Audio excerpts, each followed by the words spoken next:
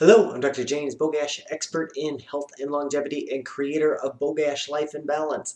And today we're going to talk about, talking about a massive risk factor for things going south with COVID and something that you can change tomorrow, which is the important factor. Uh, Too many people think that COVID is completely willy-nilly and it strikes people out of the blue.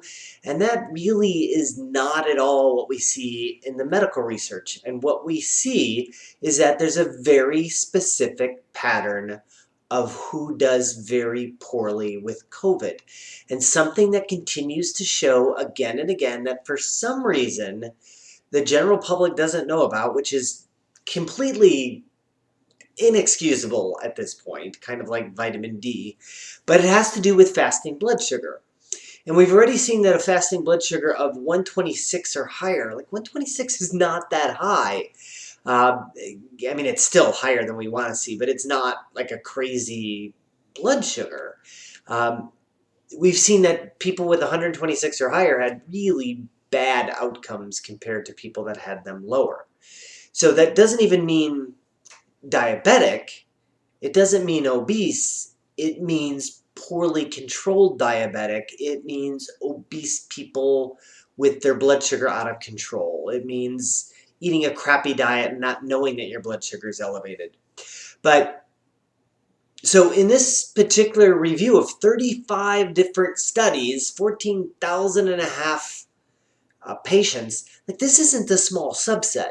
We start looking at across 35 studies seeing a consistent message that an elevation of blood glucose plays a dire role in COVID outcomes. We need to wake up. Like, people need to know this and know that this isn't random, because you can bring your blood sugar under control tomorrow with the choices you make today.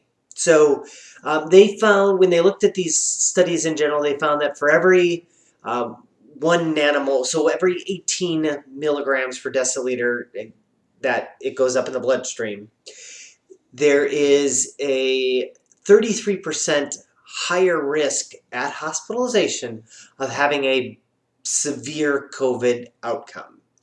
So if your blood sugar is up 36 points higher than it's supposed to be, or 54, like, that just starts painting a really bad picture. That's not random. That's very specific and very clear. It's one message we see again and again and again and again, that fasting blood sugar plays a role. We need to get our collective blood sugar under control, and that can drastically lower your risk of a severe outcome for COVID. So what can we do tomorrow to lower your blood sugar? Well, first of all, exercise. Exercise can, a few things can help control blood sugar better than exercise, both short burst and uh, resistance training. So even if it's just push-ups, starting to do something can start bringing your blood sugar under control. You can try fasting. I've certainly talked about that in other videos, and there's different flavors associated with that. But fasting can bring down blood sugar if done properly. If not done, like just skipping breakfast is not fasting. And again, you can look back at other videos. Not something I want to go into in detail in this one. Certain supplements like chromium can quickly help people manage their blood sugar.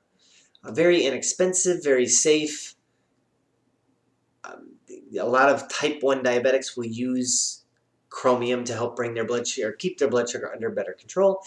And lastly, cut fast-acting carbs. That means no soda, that means no enriched wheat flour, no high fructose corn syrup. I mean, like, that might be a big challenge for some people, but you can pretty much guarantee that if you have that Coke, that your risk of COVID is going to spike as a direct result of drinking that Coke. That puts the responsibility back in your hands of making the right decisions to keep our blood sugar under control.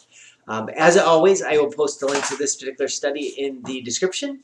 Make sure you share this video, give it a like, and subscribe to the channel.